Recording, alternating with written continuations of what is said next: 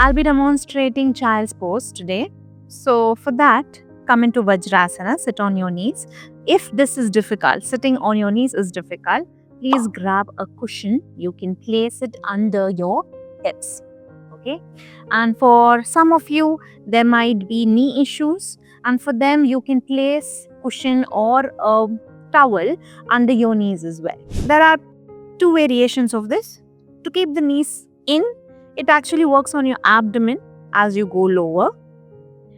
You can stretch the hands and then drop the head down. The second variation is you can take the knees apart. This is a more relaxing variation where you can relax the abdomen and allow your body to let go. Start with that.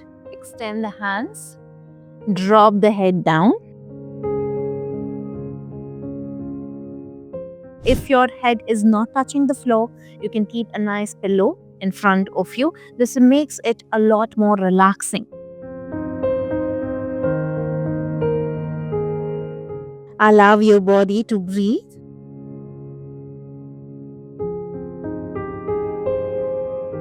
As we are folding forward, the benefits of child's pose is it helps with lower back. Any back issues, it helps relieve all the back pain. And mentally, it helps you ease, relaxes.